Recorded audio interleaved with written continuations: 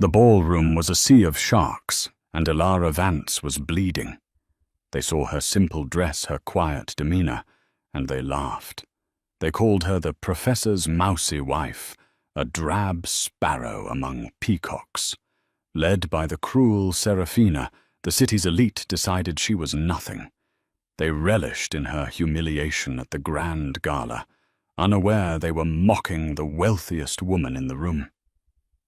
They thought they knew her. They were about to learn how devastatingly wrong they were, one 8-figure donation at a time. The city slid past the window of the town car, a river of diamonds and topaz against the black velvet of the November night. Arthur Vance glanced at his wife, his hand finding hers on the worn leather seat. "Are you sure you're all right, Elara?" He murmured, his voice a familiar, warm comfort. Elara Vance turned from the window. Her reflection was a pale ghost against the glittering skyline of New York City.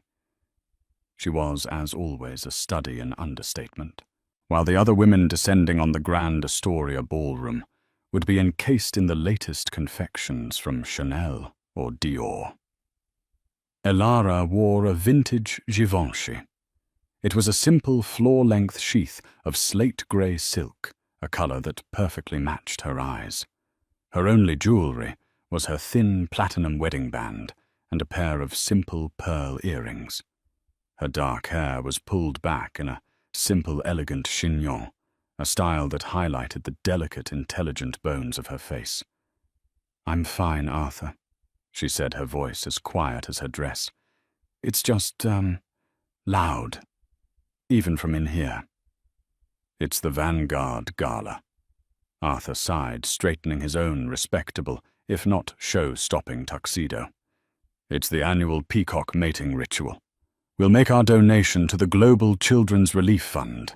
You'll admire the architecture, I'll avoid the philosophy department head, and we'll be home by 11. A perfect evening." Elara smiled, a small, genuine curving of her lips that Arthur cherished. "A perfect evening," she agreed. The car stopped. The illusion of peace shattered. A doorman, dripping in gold braid, pulled the door open, and the noise hit them. A wall of sound, composed of camera clicks, shouted names, and the high-pitched, brittle laughter of the city's elite.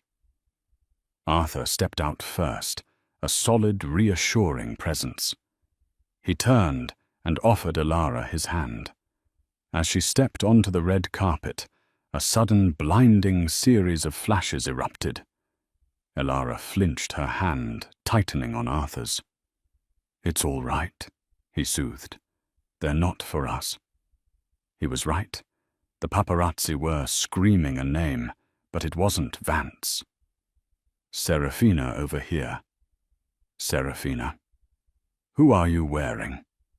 A blood-red Lamborghini had pulled up behind them, and from it emerged Serafina Dubois Huxley. She was not a woman. She was an event.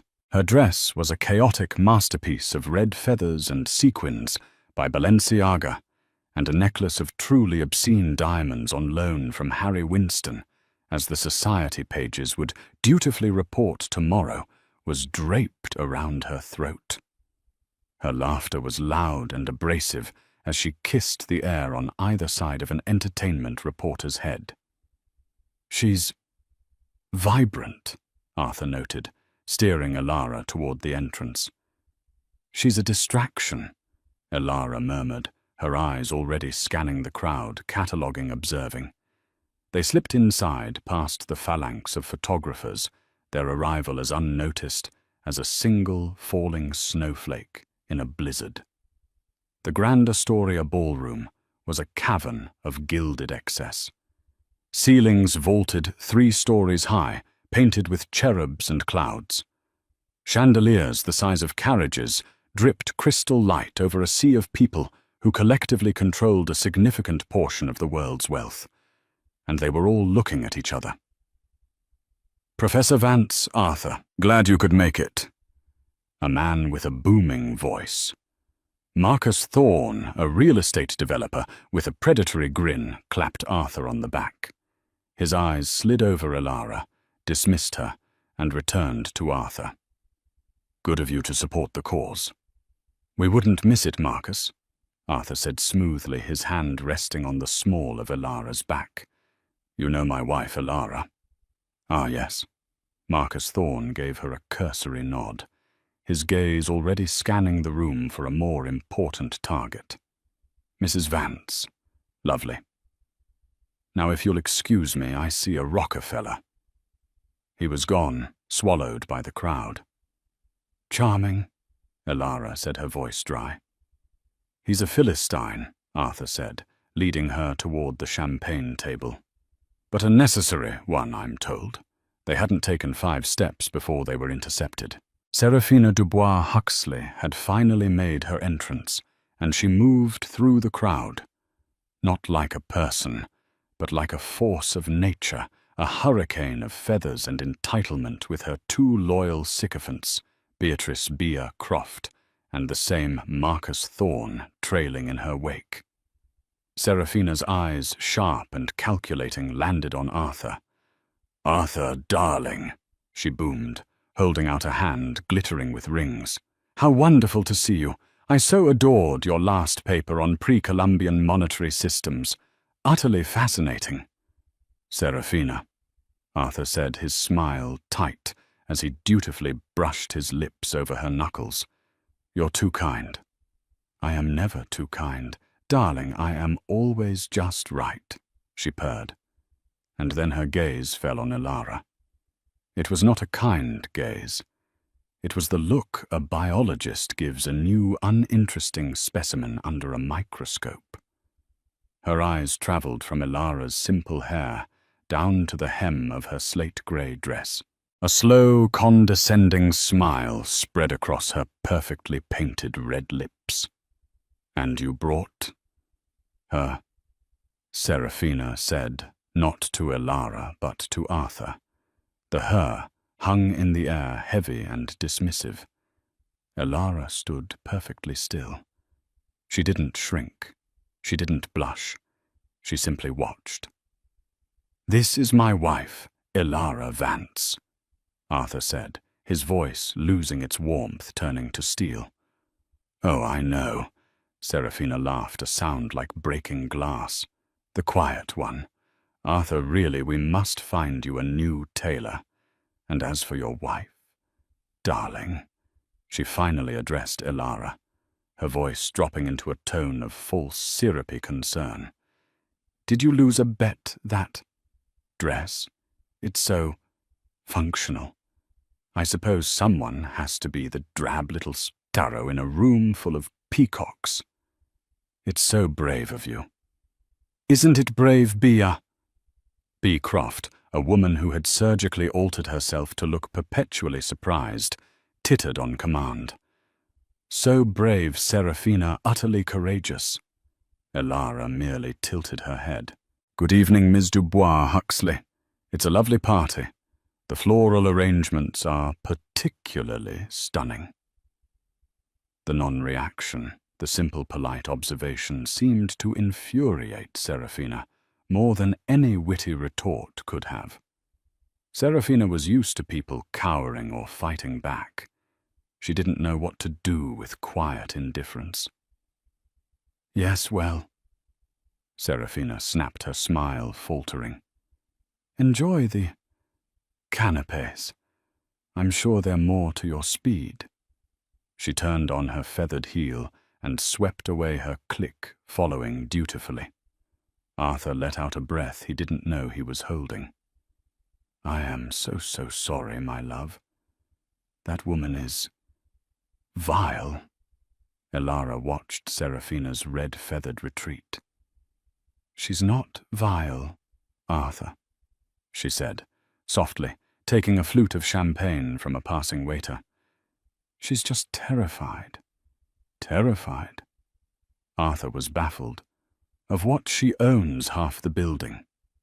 Elara took a small, deliberate sip. Her grey eyes were clear and deep.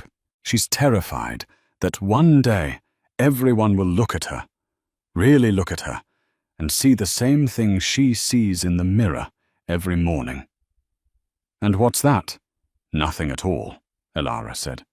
"Now I believe you promised me a look at that architecture."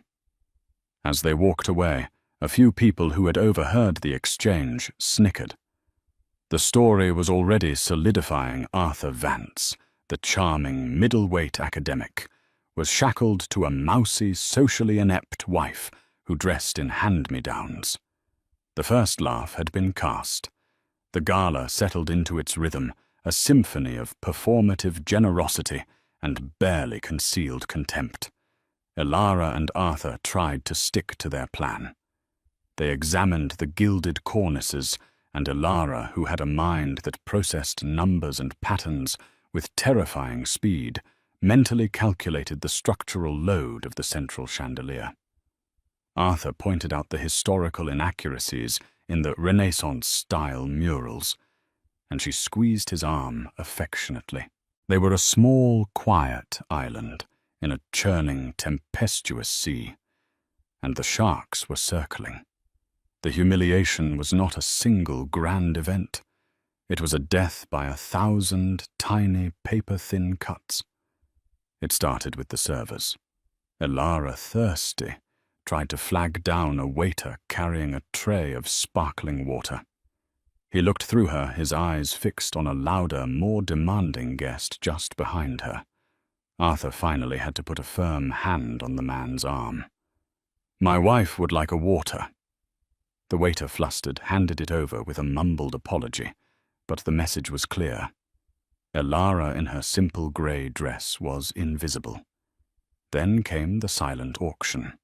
The tables were laden with ostentatious prizes: a week on a private yacht, a bespoke sports car, a dinner with a fading movie star. Elara and Arthur browsed more out of curiosity than genuine interest. They paused by a beautiful signed first-edition set of Jane Austen. Arthur, a true romantic, sighed. "Now that is lovely." "Indeed," Elara said, a rare note of genuine interest in her voice. The bidding sheet showed a starting price of $5,000. The current high bid was $15,000, signed by S. Dubois Huxley. "Well, she has expensive if predictable taste," Arthur murmured. "Perhaps we should place a bid," Elara suggested, picking up the pen. Before her pen could touch the paper, a hand adorned with a 10-carat yellow diamond clamped down on her wrist. It was B. Croft Seraphina's chief lieutenant. "Oh, darling, no." B gushed, her voice dripping with fake pity. "You don't want to get into a bidding war with Seraphina. She always gets what she wants. And besides—" her eyes flickered over Elara's dress. "Are you sure you can afford it? I hear a professor's salary doesn't quite stretch to this level of literature." Elara's eyes went cold. She didn't pull her hand away. She simply looked at B's hand on her wrist until the other woman felt the chill and awkwardly pulled it back. "Thank you for the advice, Miss Croft," Elara said, her voice perfectly level. She placed the pen back on the table, her desire for the books instantly extinguished. "It's always wise to know one's limits." "See smart, girl," B said, patting Elara's shoulder as if she were a child. "Now run along. Go get another water." Arthur, who had been momentarily distracted by a colleague, returned to see the tail end of the exchange. He saw the look on B's face and the rigid set of Elara's shoulders. "Is there a problem here?" Arthur's voice was dangerously quiet. "Oh, goodness no, Professor," B tittered. "We were just having a bit of girl talk, weren't we, Elara?" Elara just looked at her. "Come, Arthur," Elara said, taking his arm. "They're about to serve dinner. I'd like to find our table." But the worst was yet to come. As they navigated the crowded floor toward the dining area, Seraphina herself orchestrated the main event.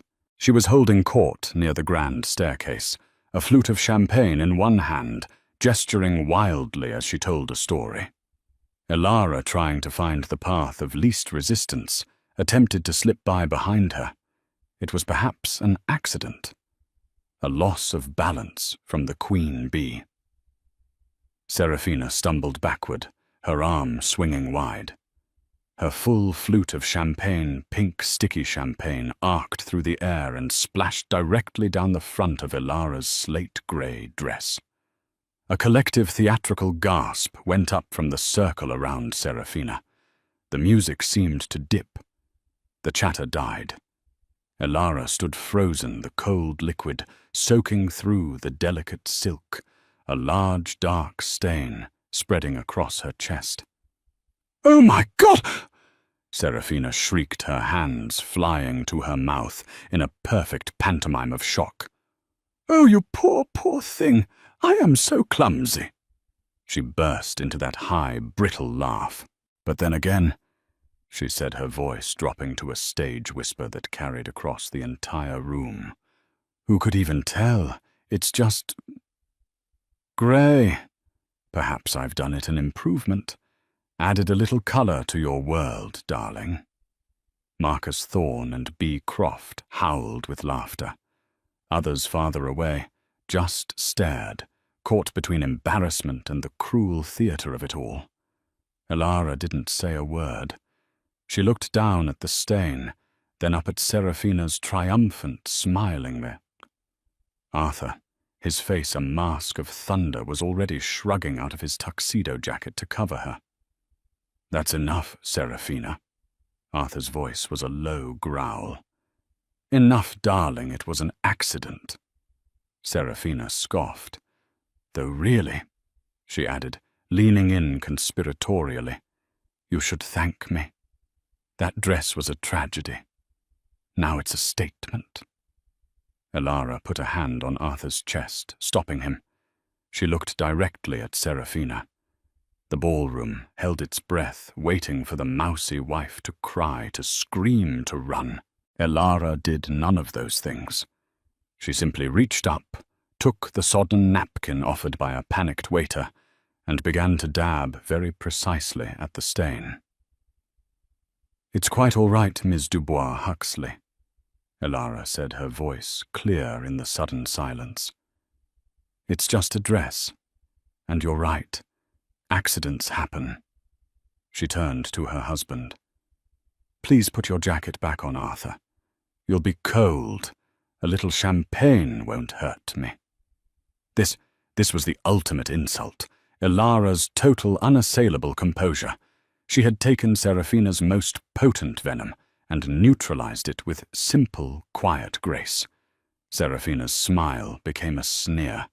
She had wanted tears, and Elara had given her poise. "Well, if you're going to be such a bore about it..." Serafina spat. She snapped her fingers.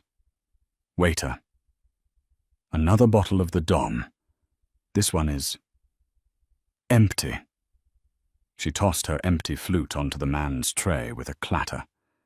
As she swept away, the crowd parted for her, but the whispers that followed were different. They weren't just about Elara's drab dress. They were about Serafina's brutal attack. Elara, by doing nothing, had suddenly subtly shifted the room's dynamic. She had become a victim, and Serafina a bully. Arthur wrapped his jacket around Elara's shoulders anyway, ignoring her protest. "That," he whispered, his lips near her ear, "is the last time. We're leaving." "No," Elara said, her voice surprisingly firm. The champagne had been cold, and it had acted like a splash of water to her face. The observation phase was over. "No, Arthur, we are not leaving. We are going to sit down at our table. We are going to eat our overcooked salmon. And we are going to make our donation." She looked up at him, and her grey eyes, usually so calm now, had a spark in them. A tiny burning ember. "I believe," she said, "it's time to show them what functional really looks like." They found their table. It was as they'd expected, in the Siberia of the ballroom near the kitchens, with a lovely view of a service corridor. They were seated with a junior city councilman, a retired opera singer, who had brought her cat in a jeweled carrier, and two distant cousins of the event's founder, who were arguing about an inheritance. Elara, now draped in Arthur's oversized tuxedo jacket, seemed perfectly content. She ate her salmon, complimented the cat, and listened politely as the councilman explained his plan for zoning reform.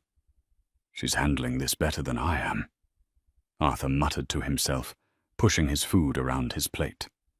He was furious. He was a man of books and ideas, and this world of performative cruelty, this waste, it grated on his soul. But Elara, she was processing. From the main stage, the auctioneer, a man with a slick tuxedo and a voice that could charm a snake, kicked off the main event.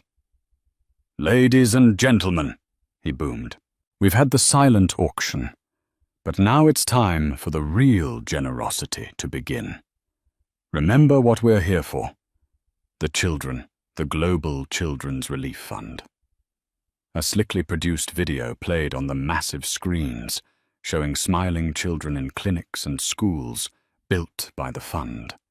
It was emotional, effective, and designed to open wallets. Elara watched, her face unreadable. Then the bidding began. "First up," the auctioneer shouted, "a private 1-week stay at a villa in Tuscany, private chef included. Do I hear $50,000? A dozen hands flew up. Serafina Dubois Huxley bids $75,000, the auctioneer pointed. Marcus Thorne counters at $80,000. Serafina comes back at $100,000. Serafina was on her feet, a new glass of champagne in hand, blowing kisses. She won the villa for $120,000 to thunderous applause. Next up, a walk-on role in a new Marvel movie. Then a custom-designed experience with a celebrity chef. Serafina or one of her clique bid loudly and ostentatiously on every single item. They weren't just donating. They were conquering. They were buying their status in the room, one extravagant purchase at a time. Elara watched a small black notebook, one she always carried, appearing in her hand. She uncapped a simple black pen and began to write. Arthur, curious, leaned over. "What are you doing?" "Writing a review of the salmon." "I'm doing math," Elara whispered back, not looking up. "The villa has a market value of generously $40,000. She paid $120,000. That's an $80K charitable write-off. The walk-on role, valueless, but the cachet of bragging about it. She values that at $50,000. She's not buying items, Arthur. She's buying social capital, and she's getting it at a 3-to-1 premium." Arthur blinked. "You see all that?" "I see the numbers," Elara said. "The numbers never lie." The master of ceremonies, a genial TV host named David Chen, finally retook the stage. "What an incredible auction. Thank you, Serafina Marcus Bear, for your stunning generosity. Tonight, from the auction alone, we have raised $2,500. The room erupted. Serafina stood and took a bow, as if she alone had written the check. "A truly amazing number." David continued his smile, never wavering. "But folks, our goal for the new pediatric wing is $5 million.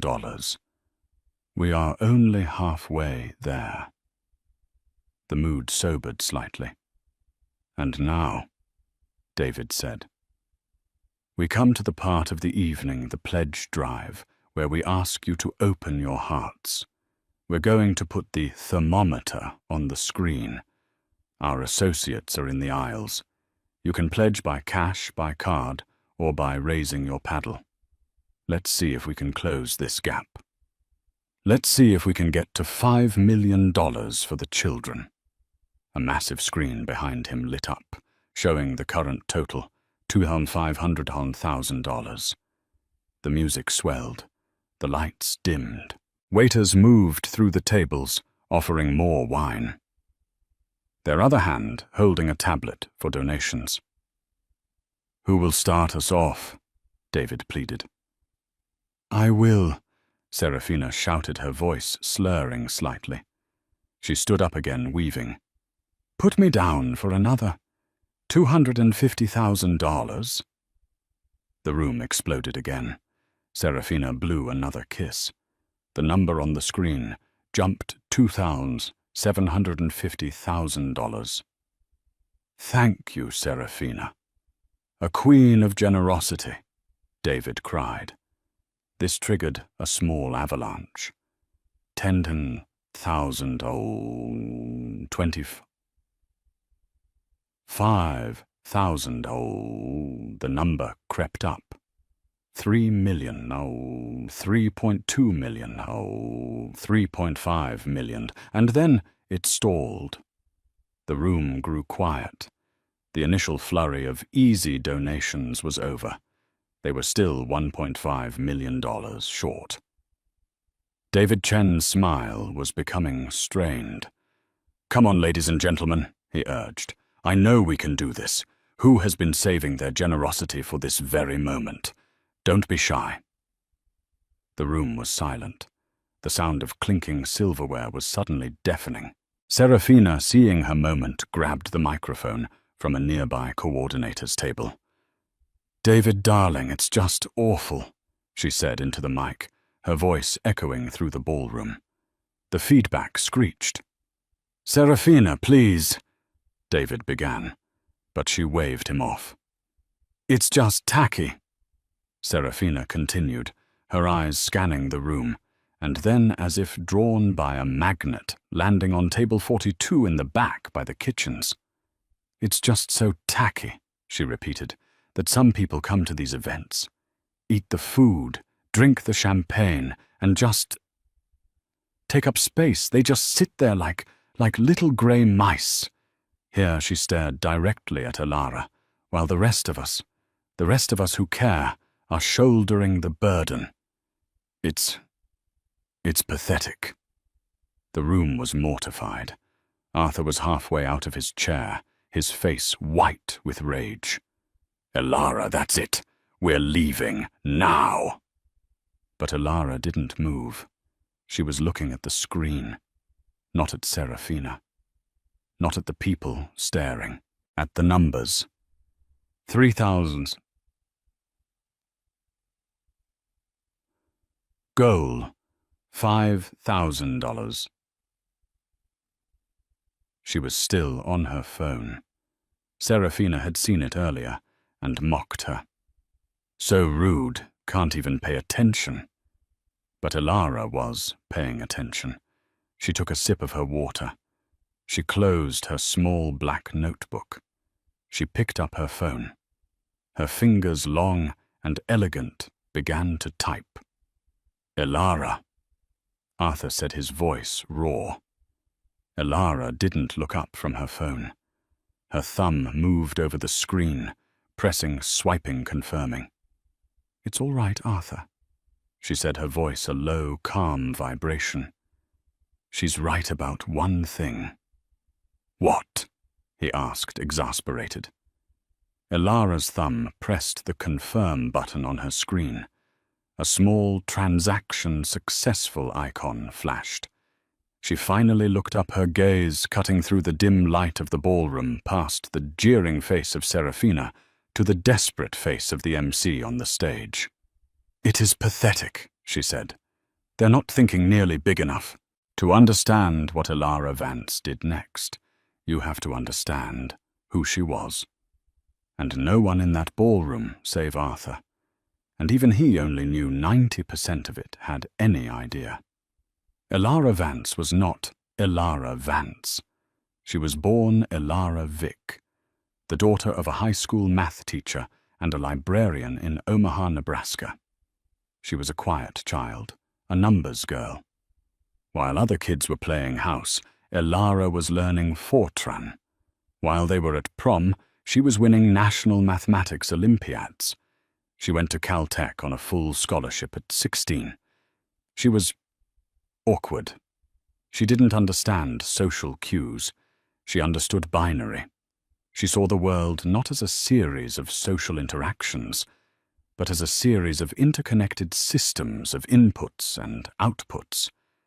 And she saw very early on that the world systems were inefficient. In her dorm room at 19, she solved a problem that the brightest minds at Google, Amazon, and Microsoft were spending billions on predictive data compression. She wrote an algorithm. It was so elegant, so revolutionary, it could compress and stream massive data packets. Think entire genomes or high-definition video with almost zero latency. She called it Ether. She didn't want to be a CEO. She didn't want to be famous. She hated meetings. She just wanted to build the next thing. So she did something smart. She licensed the core of Ether, not the platform itself, anonymously through a shell corporation she'd set up, with the help of a single, very discreet lawyer. The first check from a major defense contractor was for $50 million. She was 20 years old. She used that money to build the full Ether platform, a cloud computing logic core that was light years ahead of its competitors. By the time she was 22, every major tech company in the world was either using Ether's licensed tech or trying to buy the platform outright. When the Silicon Valley giants came knocking, they didn't find a young woman in a hoodie. They found a series of firewalled servers and a holding company registered in Delaware, Vance Aurelia Holdings. The Vance was for her grandmother. The Aurelia was for Marcus Aurelius, her favorite philosopher. When the bidding war for the majority stake of Ether concluded, Elara, now 23, was one of the wealthiest people on the planet. The final sale was for $22 billion. She had sold 90% of the company, but on one condition: she retained a 10% stake, a permanent and anonymous seat on the board, and final say over the Ether Foundation, the massive philanthropic arm she'd built into the company's bylaws. The world knew the name Ether. It was the invisible backbone of their smart homes, their streaming services, their stock markets. But the creator, the ghost in the machine, was unknown. The press called the anonymous founder EV and speculated it was a man. Elara, now with more money than God, did something truly radical. She vanished. She finished her degree. She moved to New York.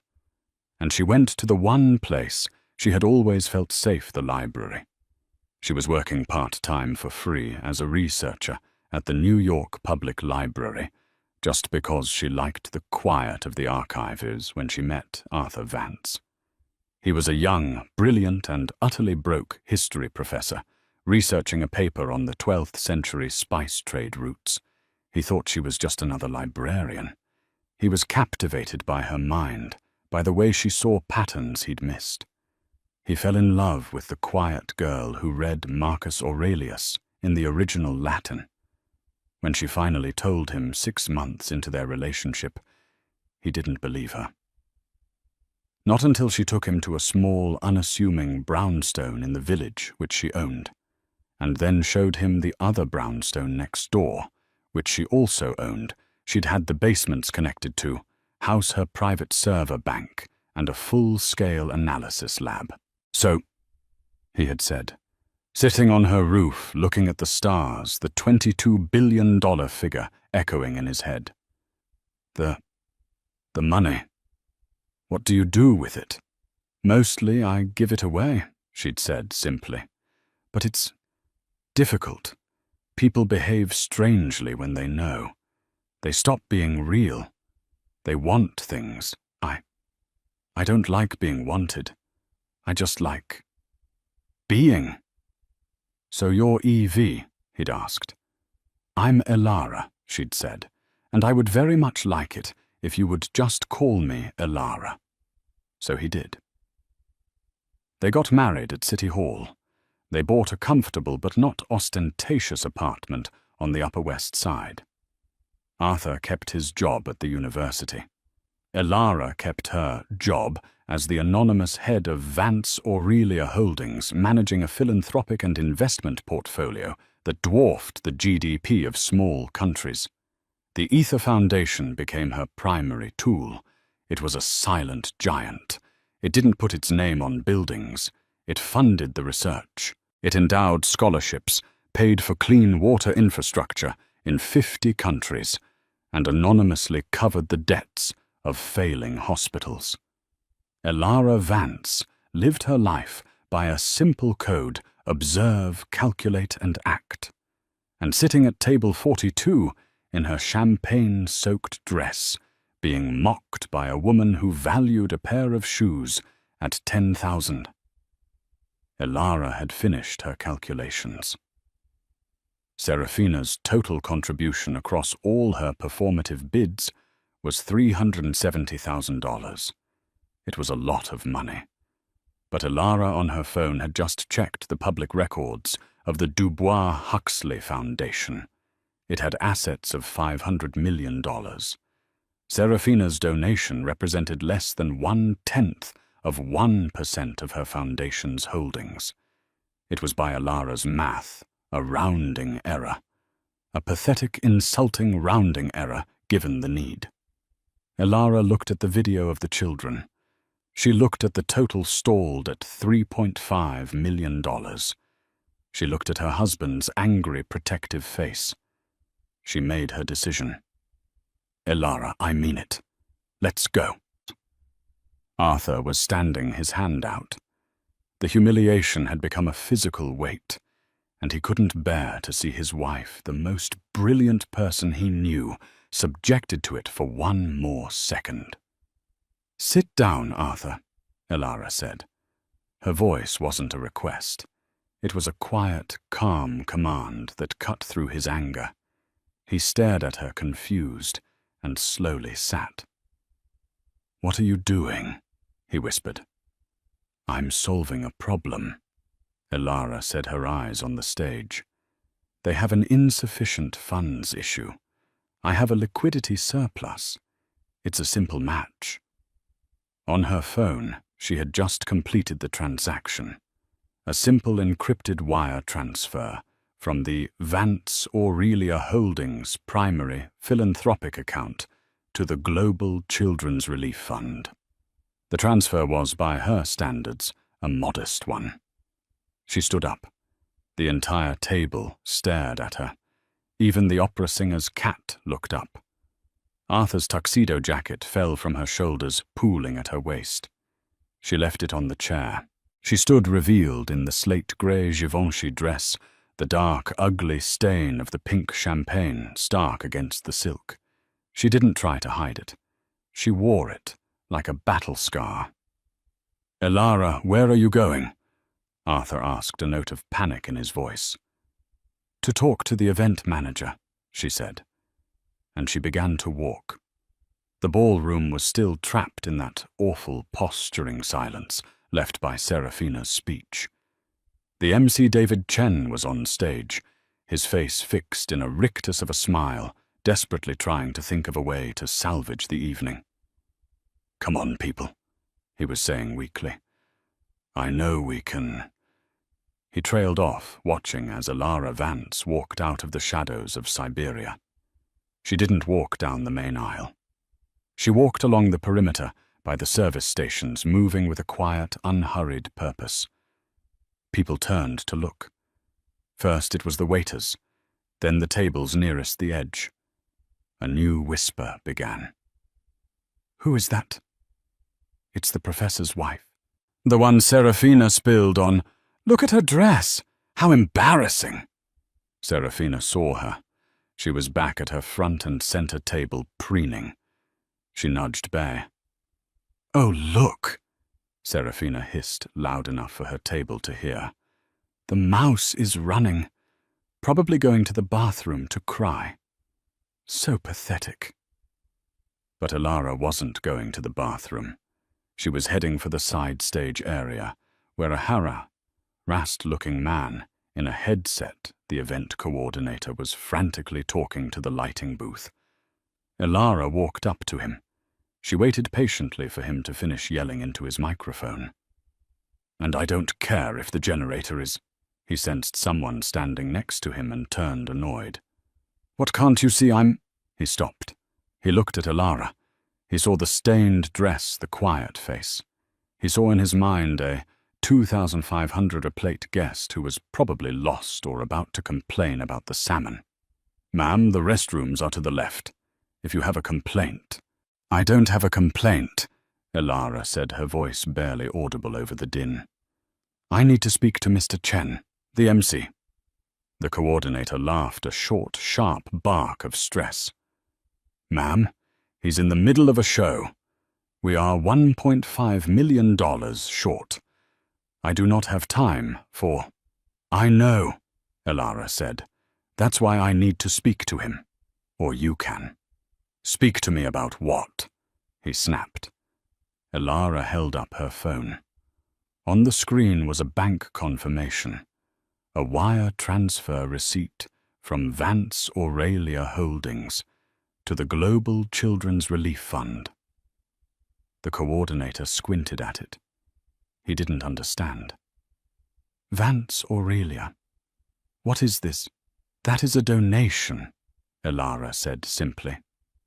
"Great, fine," the coordinator said, waving his hand dismissively. "We'll add it to the—" "Wait." He looked again. His eyes scanned past the routing numbers, past the encryption codes, and landed on the amount. His face went white. The color drained from his skin, leaving a pasty, sickly pallor. His hand, the one holding the clipboard, began to shake. Is this a joke?" he stammered. "I don't joke about money," Alara said. "This is—" He couldn't say the number.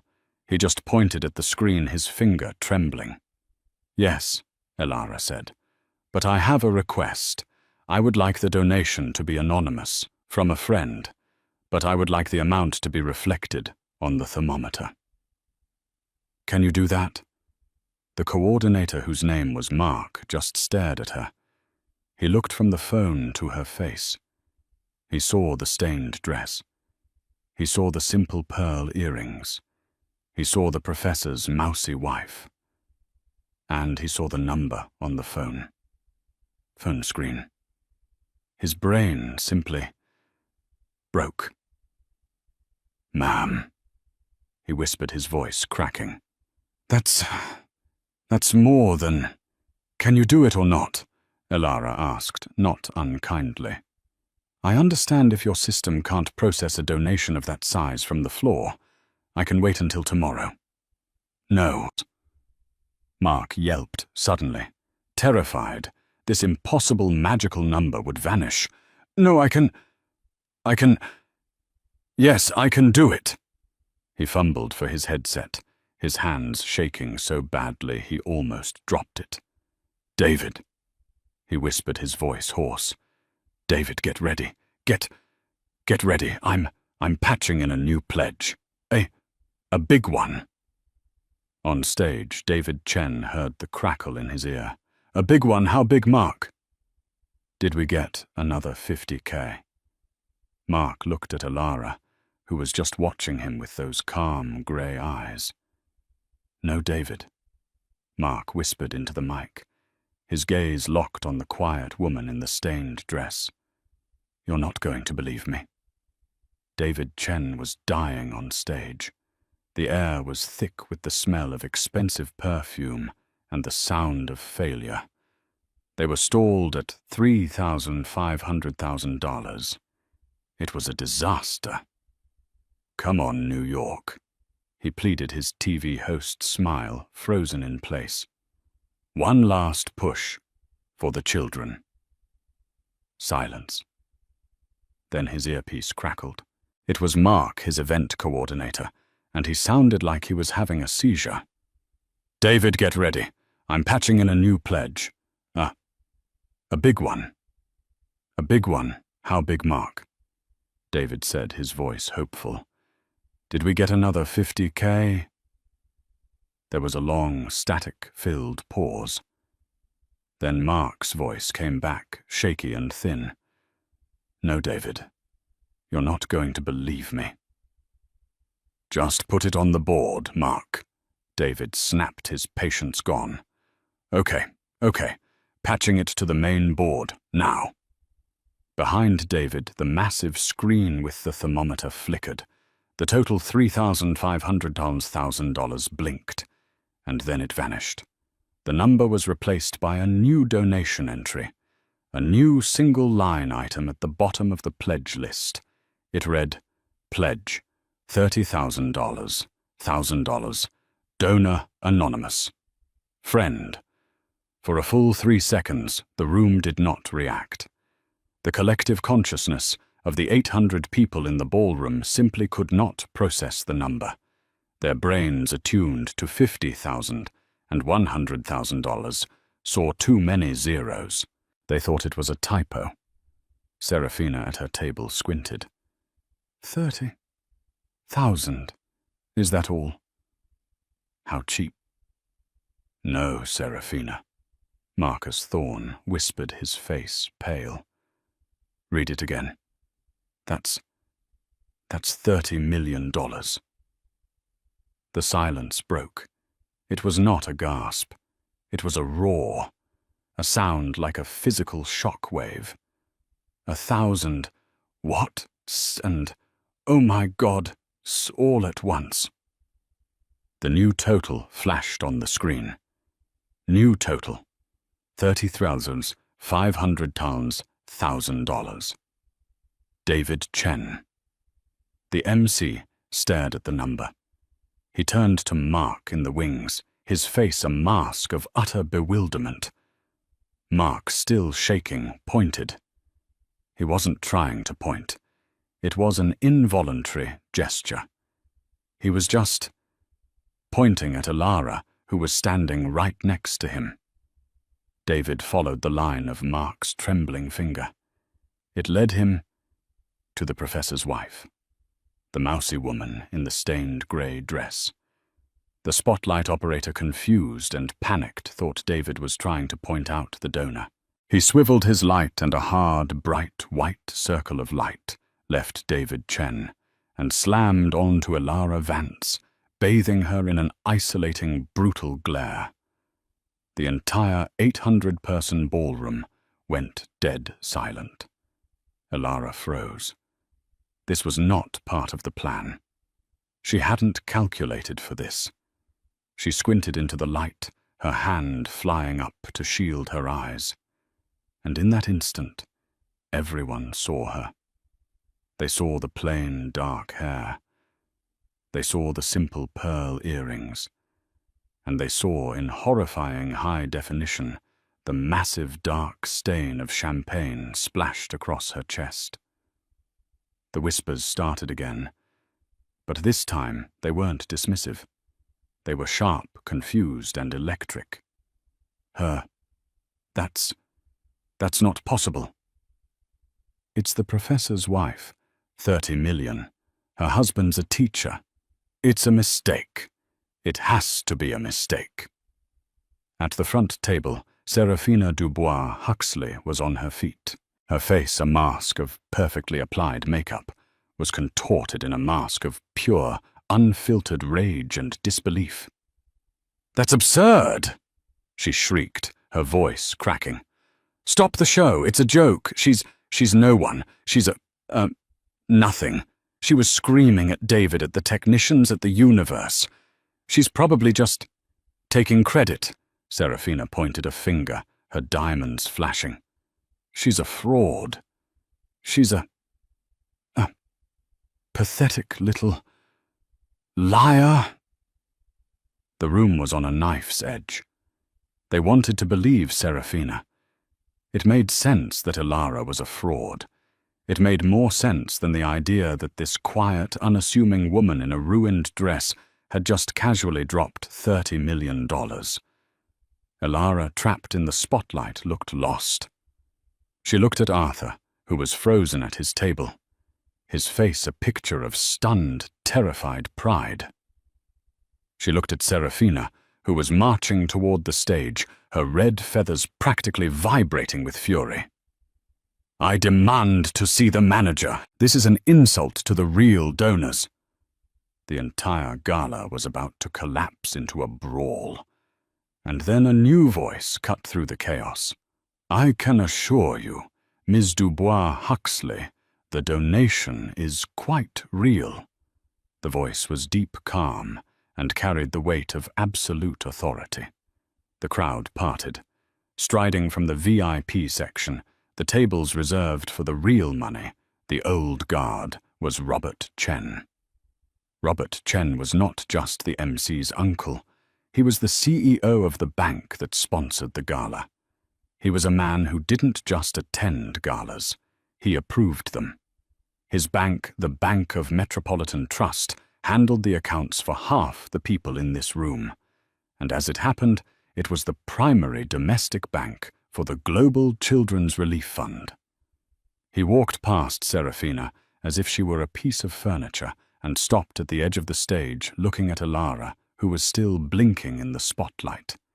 He gave a short, formal bow. "Mrs. Vance," he said, and his voice was picked up by the still live microphone on the podium. The entire room heard him. "I must apologize. I was not aware you were in attendance this evening. Had I known E.V. herself was gracing us, I would have seated you at my table." A new, more profound silence fell. "E.V. Who is E.V.?" Serafina stopped. What did you call her?" Robert Chen turned to Serafina. His eyes were cold. "I called her Miss Dubois-Huxley by the name we at the bank use for our most valued clients. The principal of Vance Aurelia Holdings." The name Vance Aurelia rippled through the financial types in the room. It was a ghost, a behemoth, a holding company that moved markets without ever making a sound. But, Vance," Serafina stammered. "Her name is—" "Vance," Robert Chen nodded. "Indeed, a coincidence, I'm sure." He turned back to Alara. "Mrs. Vance, your friend's donation has just been confirmed by our wire transfer division. It is to date the single largest private donation in the history of this fund. We are speechless." The spotlight on Alara was no longer an accusation. It was an anointment. She just nodded once to Mr. Chen. "It's for the children," she said, her voice a quiet whisper that miraculously the microphone seemed to catch. They deserve it." "No." Serafina's voice was a desperate wail. "I don't believe you. She's a fake." Arthur was at Alara's side now.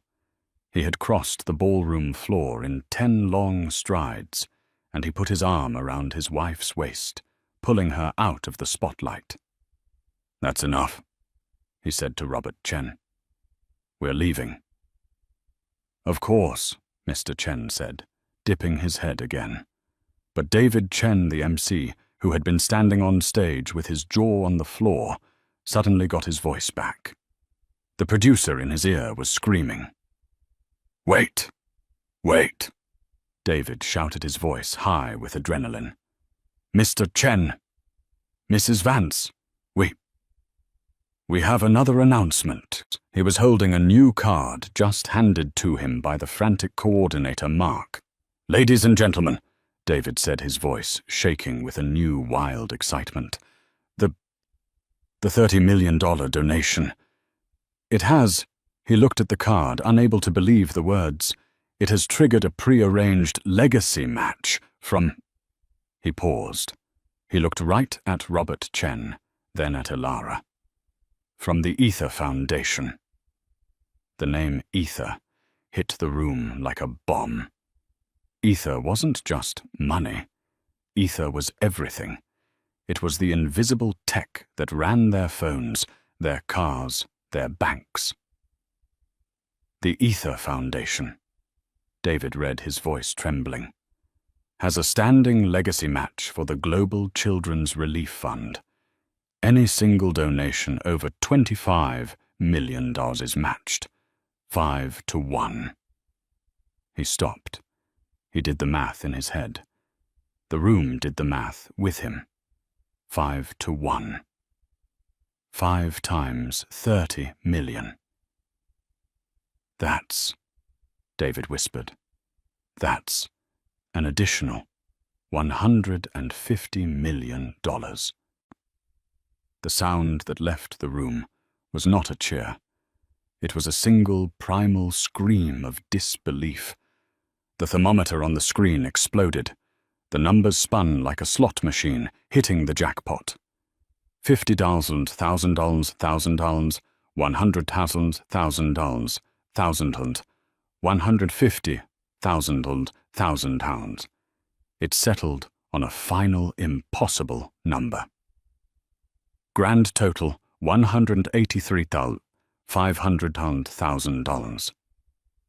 In a matter of 90 seconds, Elara Vance had not just met the $5 million goal.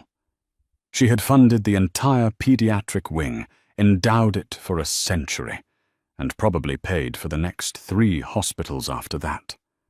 The donation wasn't just more than every guest combined. It was more than the last decade of galas combined. Elara Vance looked at the number. She looked at the pandemonium. She looked at the flashing cameras, which were no longer on Serafina, but were burning into her. She turned to Arthur, her face pale, and whispered, "I think I overdid it." "No," Arthur said, a slow, wide grin spreading across his face. He kissed her right there in front of the entire, screaming, baffled room. "I think you were just right." He wrapped his arm around her, and they turned to leave. The entire ballroom, all 800 people, parted for them like the Red Sea. The billionaires, the rock stars, the politicians. They stared. They moved out of the way. No one spoke. No one breathed. They walked past table 1, where Serafina Dubois Huxley stood frozen. Her face was a ruin. The champagne flute she had been holding slipped from her fingers and shattered on the floor. She didn't notice. She just watched the quiet woman in the stained grey dress. The woman who had just ended her reign, her world, her everything, with a quiet tap on a phone, walk out of the ballroom, leaving an echo of $180 million in her wake. The ride home was silent. The city lights were the same, but they felt different. Elara leaned her head against Arthur's shoulder, the adrenaline finally draining away, leaving her exhausted. "Ether," Arthur said softly, breaking the silence as the car idled at a red light. "You triggered the Ether match. You are Evie." Elara sighed. "Vance Aurelia is my personal fund. Ether is the corporate one. It was the most efficient way to maximize the capital. The match was already in place. I just activated it." "You activated it," Arthur repeated, and he started to laugh. It was a low, warm, bubbling laugh. "My God, Elara, you activated $150 million. It's not funny, Arthur. My anonymity is compromised." "My love," he said, turning to look at her, "your anonymity was a fortress. Tonight you just lowered the drawbridge, and you did it to stop a bully from hurting my feelings." "It wasn't," Elara started. "It wasn't just that. It was the children in the video, and—" she touched the still damp stain on her dress. "And it was the math. Serafina's donation was inefficient. It was an insult to the problem." The car pulled up to their brownstone. There were no paparazzi. Not yet. They were all still at the hotel trying to get a quote from a comatose Serafina. They went inside. Elara kicked off her simple heels. Arthur hung up his tux.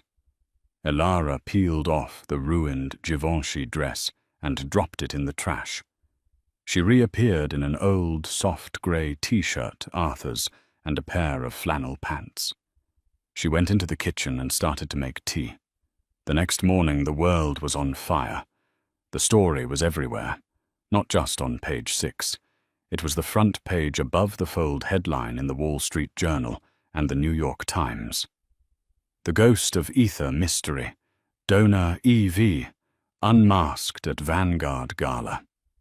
The $180 million mouse. Serafina's folly. How New York's queen was dethroned by a quiet professor's wife. The articles were brutal. They had photos. A picture of Serafina, her face contorted in a sneer. A picture of Elara trapped in the spotlight, her dress stained. A picture of the final impossible number on the board. Serafina Dubois Huxley was in a word finished. The Queen was a joke. Her clique had evaporated. Marcus Thorne was already giving off-the-record quotes about how he always found her a bit crass. B. Croft was rumoured to be on a plane to Switzerland. The Dubois Huxley Foundation was under review by the IRS, triggered by an anonymous tip about her creative accounting.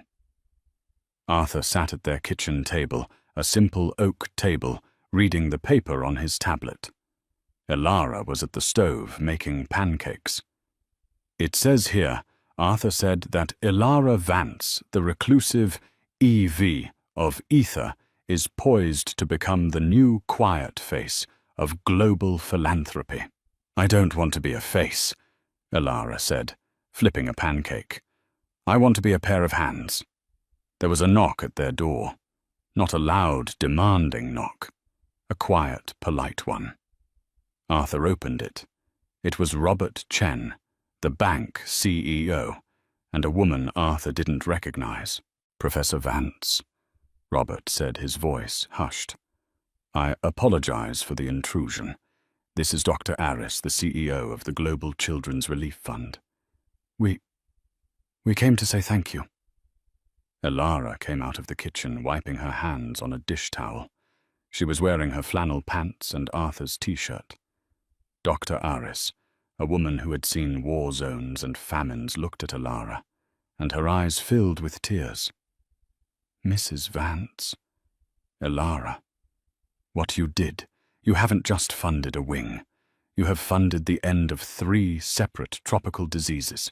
You have saved, quite literally, millions of lives." Elara looked uncomfortable. "It was the logical thing to do." Dr. Aris continued, "we want to name the new wing after you. The Elara Vance Center for—" "No." Elara said so quickly it was almost sharp. "Absolutely not." "But, no, I have one condition for the ether match." Robert Chen and Dr. Aris held their breath. "The new wing," Elara said, "and all the research it produces. You will name it after someone who actually deserves it. Someone who was a real architect of change." She paused. "You will call it the Dr. Madeleine Albright Center for Global Child Welfare." Robert Chen and Dr. Aris just stared at her. They had expected ego demands. They got homework. "That is," Dr. Aris said, A brilliant and fitting tribute. Of course. Good, Elara said. Now if you'll excuse me, the pancakes are burning. She nodded, turned and went back to the kitchen. Robert Chen looked at Arthur, his mind still reeling. She is, Arthur said, a proud, happy smile on his face. The quietest and loudest person I have ever met. Good day, gentlemen. He closed the door, leaving them on the stoop. He walked into the kitchen where Elara was plating the pancakes. The smell of maple syrup and butter filled the small, quiet apartment. Doctor, Madeleine Albright, Arthur asked, wrapping his arms around her waist from behind. She was practical, Elara murmured, leaning back into him. She got things done. I admire that. Arthur kissed the top of her head. I love you, Elara Vance. I love you too, Arthur, she said. Now eat. You have a 9 a.m. lecture on pre-Columbian monetary systems, and you can't be late. And in their small, quiet brownstone, as the city outside screamed her name, the most powerful woman in the world sat down and ate her pancakes. In the end, it wasn't the money that silenced the room. It was the realization that true power doesn't need to scream. Elara Vance didn't just write a check. She rewrote the rules of their entire world, all without raising her voice. Her story is a powerful reminder that the quietest person in the room is often the one holding all the cards. What did you think of Elara's quiet revenge? Have you ever seen someone so underestimated prove everyone wrong? Let me know your thoughts in the comments below. We all love a story where the bully gets what they deserve. If you enjoyed this, please like, share, and subscribe for more dramatic stories just like this one.